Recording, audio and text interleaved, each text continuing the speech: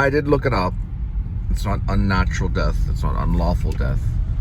Wrongful death. That's what they use. They'll use the words wrong. That's the FBI to Clarice Starling. She's still in training, so she's still learning the terminology, or you could say the vernacular, the phrasing is another thing you could say. There's probably 50 or 60 linguistic things that you could probably say. But the terminology they use is wrongful death, which is not necessarily a natural death. Or in science, I guess, or in law, unlawful. Well, of course it would have been, but they used the word wrongful death, meaning it was wrong. The reason they use that terminology is pretty simple. It's really almost as if they're saying unlawful death to a certain degree, because they create death as well. Is it right or is it wrong? Well, all death is wrongful.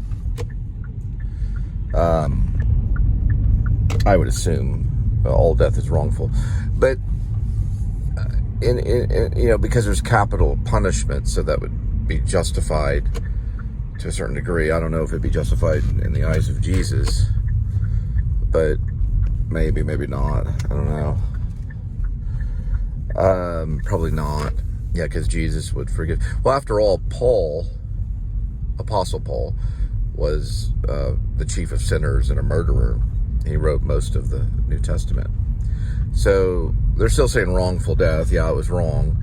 And the fact that, it wasn't like a freak accident death. But I remember that. And when I always think of it, I always think of unnatural death. Saying that murder is not natural.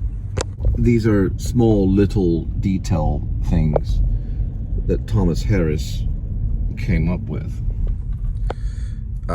It's not very complex. The dialogue, we're not talking about Quentin Tarantino or anything like that, or Marlowe, or even Shakespeare.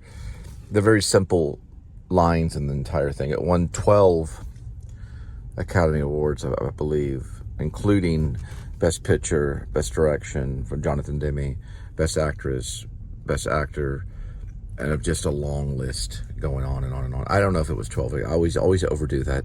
I used to think the Inside the Actor Studio, Bravo won 8 Emmys. It actually won 1. It was nominated a few times.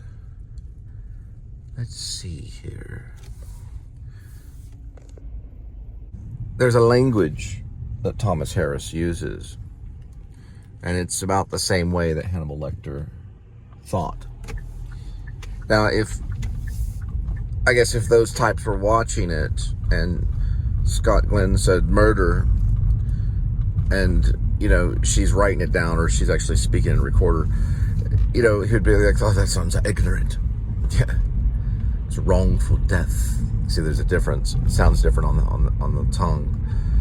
And she's saying in the recorder kind of sloppily wrongful death, because she's scared of what she's saying. See, the thing is that another thing that makes it scary is the fear that's in Clarice Starling, which is probably in the book as well. I haven't read the book. I don't know if I'm really going to. I don't know if I want to go down that route. But the movie was enough. I saw it when I was younger. I saw it in the movie theater about the same time Pee-wee's Big Adventure came out, I think. I saw it in the same theater. I remember seeing the same Pee-wee's Big Adventure, and then also seeing Silence of the Lambs around roughly the same ballpark time, I don't know the exact time. The thing is, education is not in language or how you sound. It's not in your resonance. It's not in your vocabulary, for sure. I know that for sure. Listen, there's idiots that can talk exactly like a-hole college professor, and they're about as dumb as a brick. Okay, they're out there. Trust me, I know. We used to call this one professor, we say it was oral master, because he liked to listen to himself talk, But I think Thomas Harris was changing the language, or they may say that you would have to get a hold of. He probably got a hold of some instructional manuals from the FBI, maybe to help write. You know, he may have read. He was a reader. It's educated. Hannibal Lecter sounds educated, but in actuality, is Silence of the Lambs an educated film? You know, or a movie or story?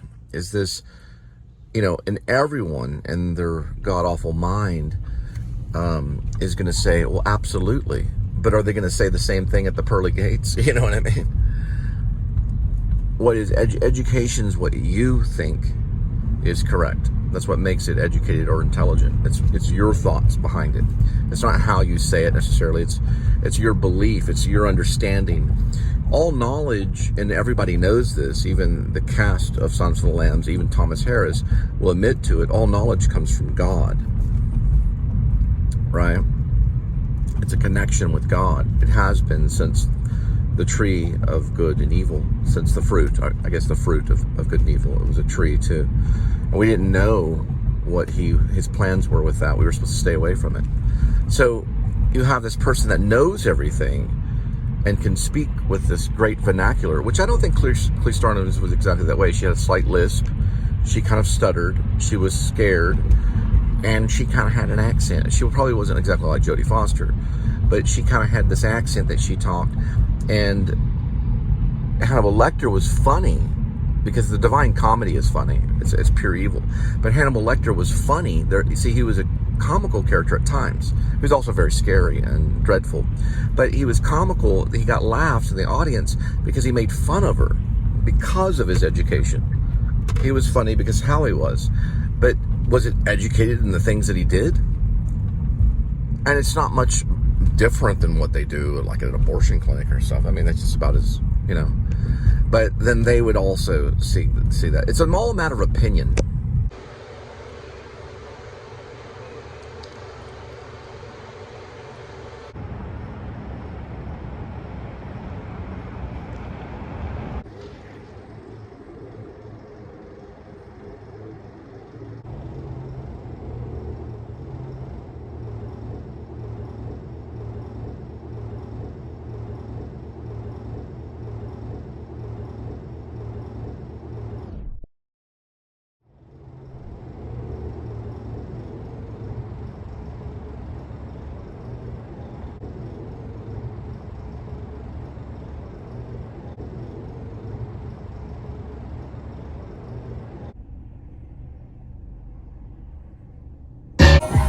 All right, another night of delivery. We're gonna head back to see Linda and Kitty.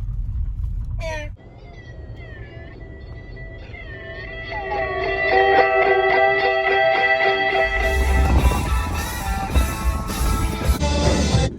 So I learned a little bit about film history. Quentin Tarantino and Roger Avary had a...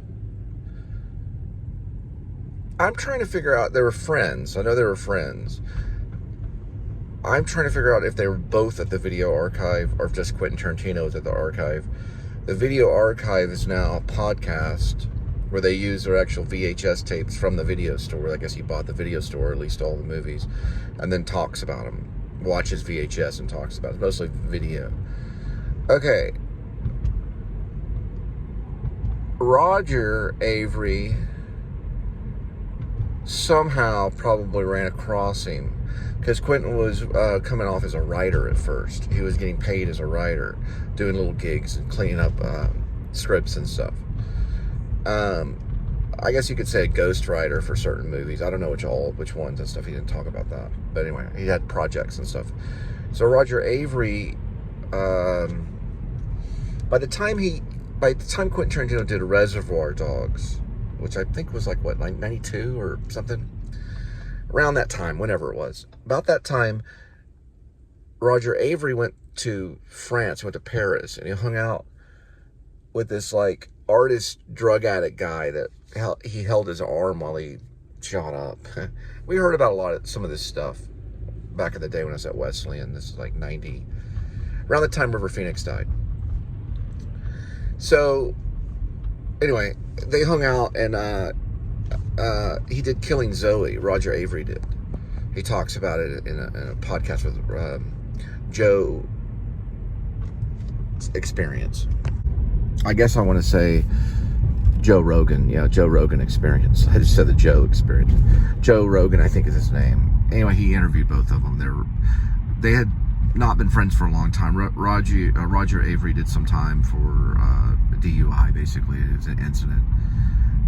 Pretty bad incident that I don't want to get into the details of it, but his wife was almost lost, and he was able to, she lived, and he was able to get out. What I read was different than kind of what he talked about. What I read was that he went on furlough at night, and he was still able to work whatever job during the day, and then he would go at night and check in, kind of like John Bunyan did with the plague. When John Bunyan was writing in 1666 or whatever, he wrote Pilgrim's Progress, he was allowed to come and go from the jail because of the plague. But anyway, what's his name? Roger Avary was able to write in prison, basically, and he was able to send his stuff to get on Twitter. Well, Roger Ebert said something about that, and was trying to expose him or whatever, but he was writing things about the prison. He's supposed to do a piece on it, a project on it. But he was writing about he had a little golf pencil, and they would confiscate what he would write unless he sent it to his lawyer, which they couldn't confiscate that. Or confiscate, whatever, confiscate. There's like 80 different ways to say it. But anyway, it went to the lawyer, and then the lawyer went to his daughter, and his daughter went to script for him. So he was writing screenplays while in prison. So yeah. And then he did do Killing Zoe. This was like Killing Zoe did it first. It was like 2006, 2009 or something when things got bad for him, around that time.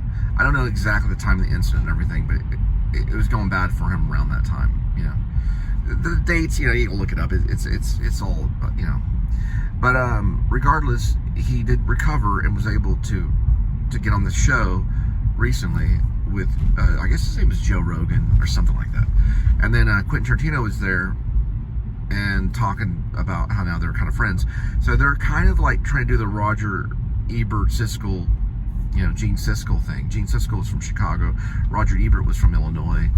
And they were kind of competitive about what they felt the public should watch and, and their points of view on film and everything. So they're kind of doing the same thing with video, only they're only covering things. Like they asked them to cover Jaws, and they were like, no. Which I thought would be a cool review. I mean, and Quentin's already covered Jaws and certain things, like Instagram stuff and whatever. Just little slogans talking about the movie. Anyway, so it's going on. It's called the Video Archive Podcast. I just found out about it last night.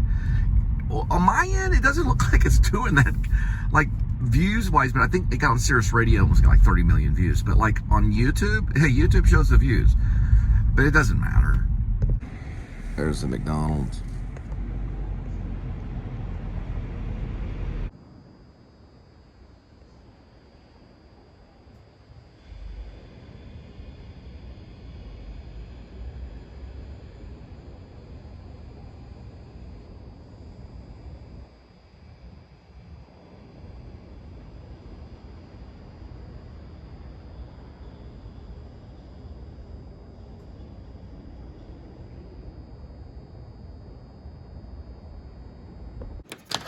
And there's Kitty.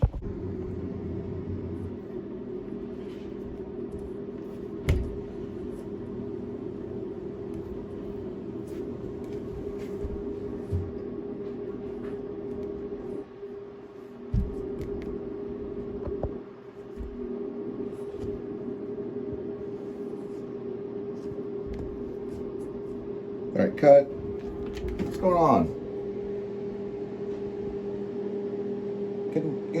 Get on the ball.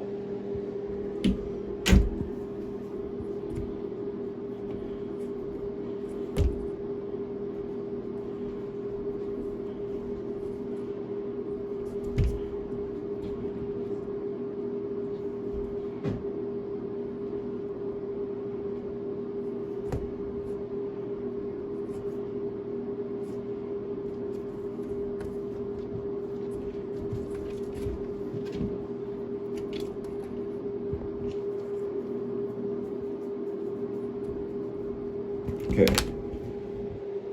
It's pretty good, Kitty. Just what's going on? You're late. What's going on? Okay. You want to come in? What are you? This is a union strike? What's going on? We'll do something. You gotta be fed.